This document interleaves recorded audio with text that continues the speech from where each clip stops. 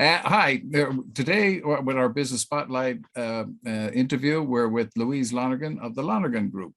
So, Louise, perhaps you tell our listeners what it is you do and for how long you've been doing it. Hi, everybody. Thanks for the opportunity, Kevin. My name is Louise, and our company is on the go 24 years. And I suppose we've changed. When we started, we were selling corporate gifts to sporting events and corporate businesses. But really, the business has changed, and it's very streamlined now that we're selling reward and recognition predominantly to large companies that want to reward and engage their staff.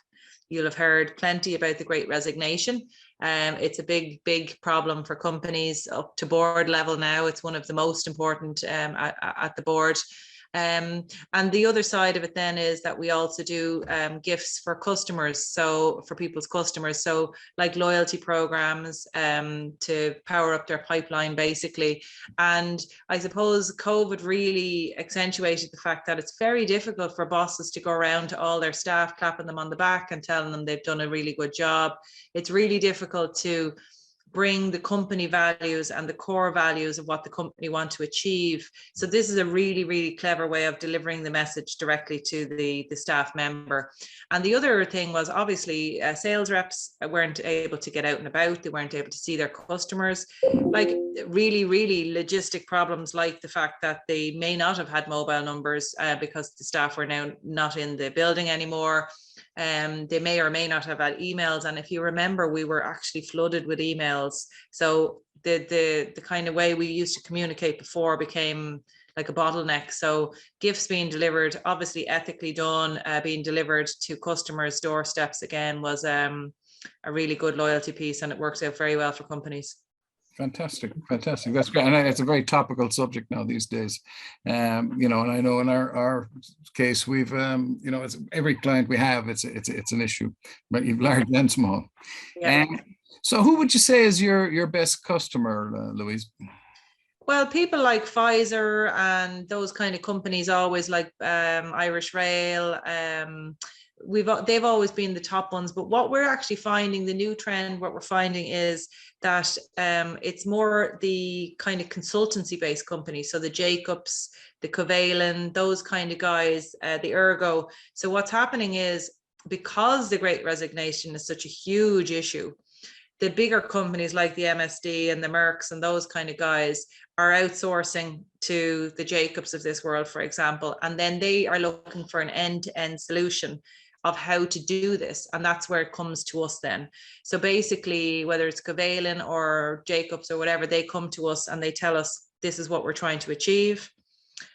So from the very get-go, even down to the branding and how are they going to deliver this message. And it's very easy to say, right, guys, we're bringing a great culture in and everything's going to be wonderful.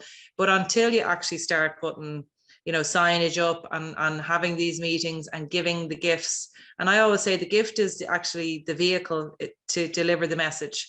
So whether it's a television or it's a branded water bottle, that's not the biggest deal in the world. It's about the fact that you're delivering this trust and you're delivering something to say, we're not just talking about this, guys. We're putting some bang to our book, and it's amazing for the ROI. And if you think about the validation that people don't get on a daily basis, whether they are your best customer giving you a huge amount of their money, or whether it's a staff member going the extra mile, as everybody has done over COVID.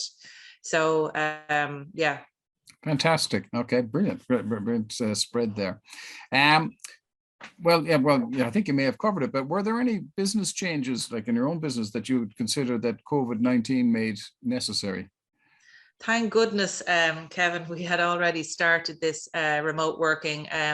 Because I have a small business, I'm always, the contractor model is always one that's been very attractive to me.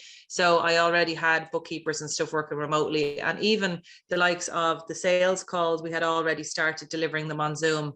So thank goodness I had that good start on it before it hit, because like obviously that was a huge change. And obviously things like websites and all of those types of things, CRMs were already set up, because that would have been a huge issue. But there's so much has changed because of COVID. Like there's, you know, where do you start? Like I don't go to visit customers anymore, and my office that's a kilometer down the road, I still work from home most of the days. So it's really, this hybrid model is going to be so interesting, isn't it? And yeah, how do you bring your staff back together? Like you have people saying now when they go into the office they get no work done. So it's really going to be very interesting about how it all works out. But I think it's an amazing, that for the long term, the work-life balance is what we've all been striving for years. So, and even talk of this 4-day week.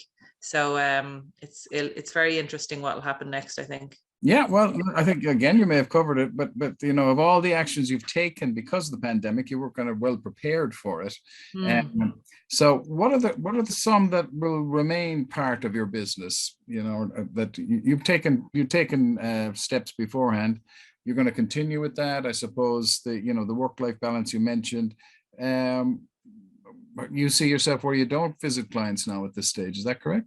Yeah, no, I don't. I don't think it's necessary. I suppose what happens is when you start getting into this world, then you're talking automation is probably next, and your digital strategy and your marketing plan. And I suppose then when you think about what we do, so we're delivering gifts as a message for our clients. So we do the same thing, and we saw a 65% increase on the clients that we targeted. So this really does work.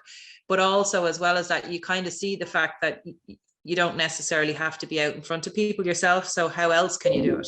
Yeah. So we would find ourselves doing a lot of work.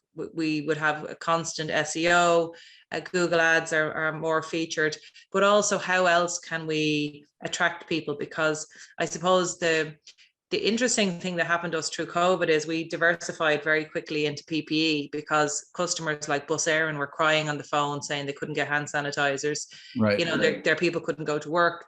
Their people couldn't get lifts around the country. It was like unbelievable. But so we were delivering stuff to people that they needed, and I think that was one of the things that's definitely stuck in my brain. We want to deliver stuff that people need and require, and it helps them to make a better benefit. So I decided then that we would start the gift revolution, or gratitude revolution. And what that means is that whether it be a customer or a staff member, like if you get a little gift delivered to you, how good do you feel about yourself? And you feel special, and it makes your day, and it's a different thing.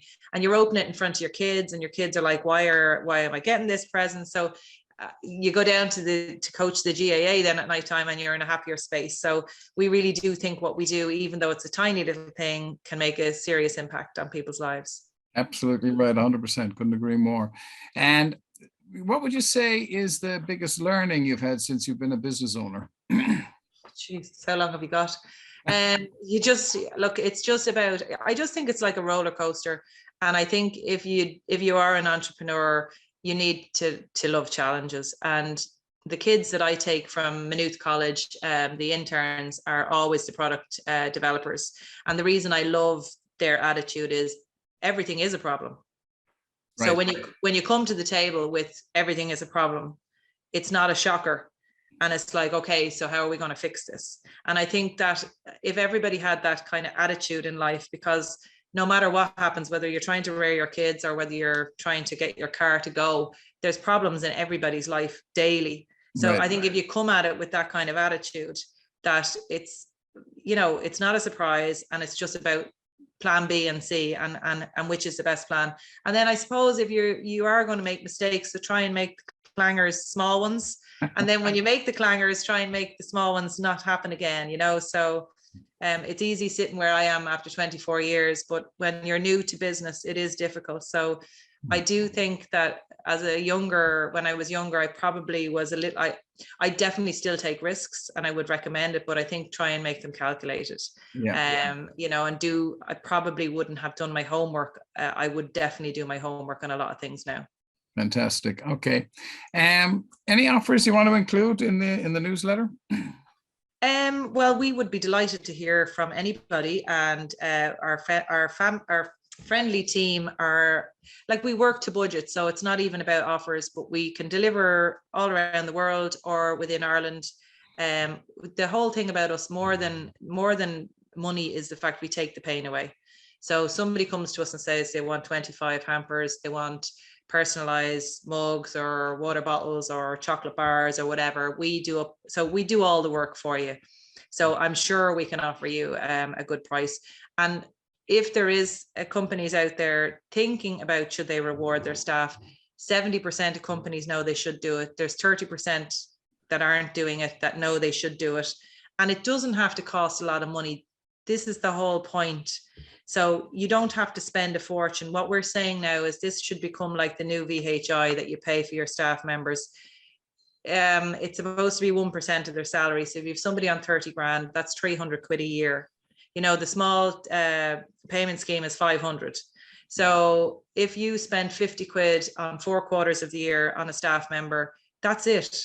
It doesn't have to cost a fortune to say, I see you, thank you for all you're doing. And, so I would encourage companies to reach out to me or other people about that.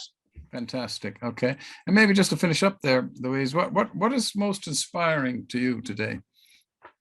I'm part of 2 different amazing associations. One is Vital Voices, that was started by Hillary Clinton, and the work they do is incredible. And also our own Irish Going for Growth.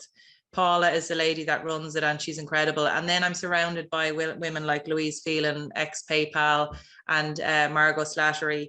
And I love the inclusiveness that the women are having now.